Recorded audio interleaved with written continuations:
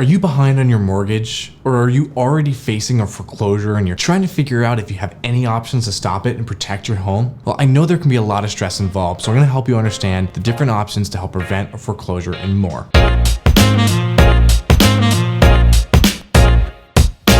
So here's what I'm going to cover in today's video. First, I'll help you understand 10 different options to help us stop a foreclosure in California, then help you understand how long a foreclosure generally takes in California, and then which option make most sense for you. Dealing with a foreclosure in California can be overwhelming, so I want to help equip you with everything you need to know. Now, before I dive into the 10 options to stop a foreclosure in California, if you end up finding this video helpful, feel free to leave a like, as it's always encouraging for us to see. As well as if you want to see more videos about resolving debt in California, feel free to subscribe, as we're trying to put out new videos weekly. Nevertheless, let's dive into 10 options to help you stop a foreclosure in California now. Okay, so now I want to help you understand 10 options to help stop a foreclosure. First option I want to help you understand is Chapter 13 bankruptcy. So one question I get quite a bit is whether a bankruptcy actually helps stop a foreclosure. Now, there are two main types of bankruptcies, Chapter 7 and Chapter 13.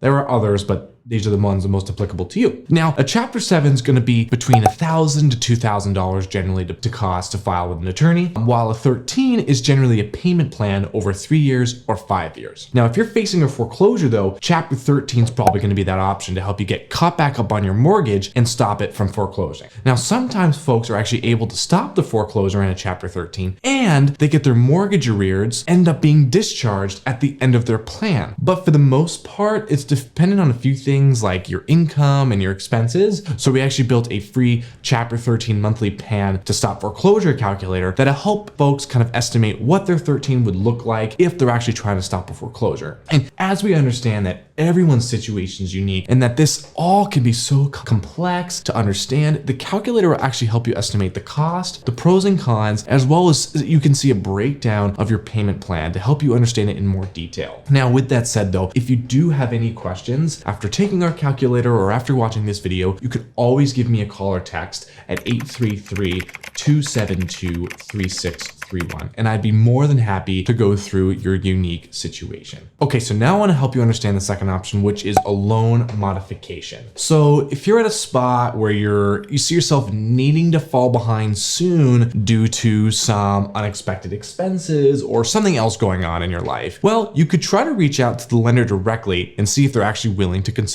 a loan modification. Now, if that's not going to work, or if you've already tried it, you could also look at trying to reinstate your loan. So at this point though, you may have already missed your payments, and let's say you have a bit of cash to pay back the arrears. Well, you could actually try to talk to your lender and see if they would take the payment and allow you to continue paying down your loan without any legal action. Typically, if you have the funds available, lenders will actually accept this option.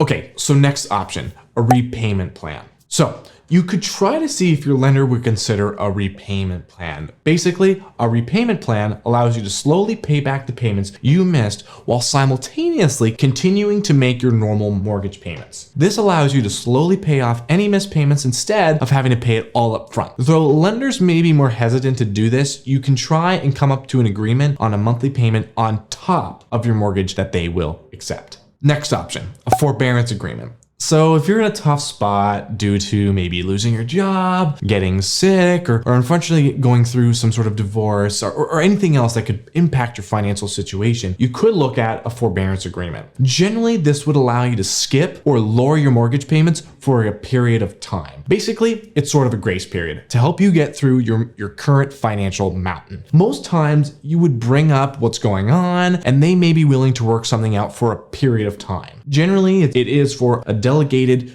period of time that'll help you basically figure out what's going on and stay up to date on your mortgage. Now, another option could be refinancing. So depending on what the current interests are, you could look at refinancing. This would allow you to start fresh with a new lender, meaning the lender may be potentially more willing to work with you if you do need a little more assistance later on. Now, the next option may be something a little bit more challenging to come to an agreement on, but you could look at selling your home. One thing you could do, and I know it's not easy to do, is selling it, right? And so whether you've lived there for years or the current market to rent isn't not great. It can definitely be a hard decision to make. If you would make money though, or even break even, if you sell your house, it could be an option to consider. You may be even able to purchase a home that is more in your price range, or even rent a house while you get back on top of your finances. I do know it's not easy though, but it's just something to consider. Okay. Next option would be a deed in lieu of foreclosure. So you could also look into this. Basically, this means that you would hand over the deed of your property to the lender. This is going to do is ideally cancel any debt you may owe them. And now the lender would then own your property and you would actually have to vacate the home. This would basically help you walk away without too much damage,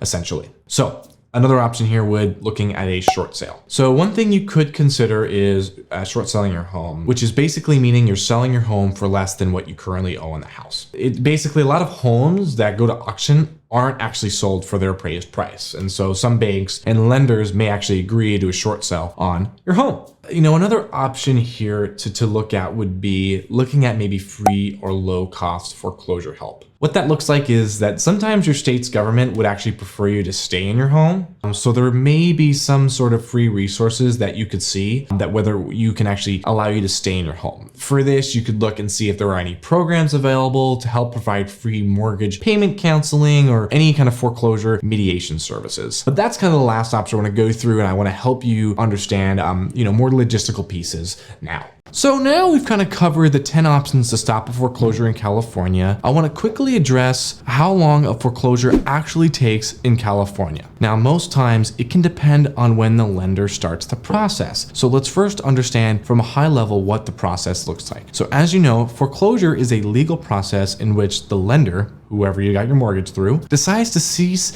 and resell your home after a certain amount of missed payments. So there are a few steps in between missing payments and having your house foreclosed. And now each state's process can be slightly different than what the federal government states. So kind of for the most part, here's what the California foreclosure timeline looks like. Between day 1 and 30, the lender assesses your situation. The lender has to wait at least 30 days after contacting you with the assessment. Now, between day 31 and 120, the lender can record a notice of default in your county. And between day 121 and 180, the lender records a notice of sale at least 90 days after the notice of default is recorded. And then after day 200, basically, the notice of sale states that the trustee will sell your home in auction in 21 days. Okay, so finally, I want to touch on helping you understand which option you should do. Now, I will say this though, since everyone's situation unique, it's ultimately up to you on which option makes most sense. However, I will say if you've tried most of the options I talked about earlier and you're now considering Chapter 13 bankruptcy, I would take our Chapter 13 California Stop Foreclosure calculator to help you estimate the cost, pros and cons, and break down the planned payment based on your zip code and personalized data. That way you can make the most informed decision and compare all options. I definitely hope this video was helpful to kind of help you understand how to stop a foreclosure in California, as I know it can be overwhelming. Now feel free to give us a call at 833-272-3631, or feel free to leave a comment down below, as I'm sure there are others with a similar question.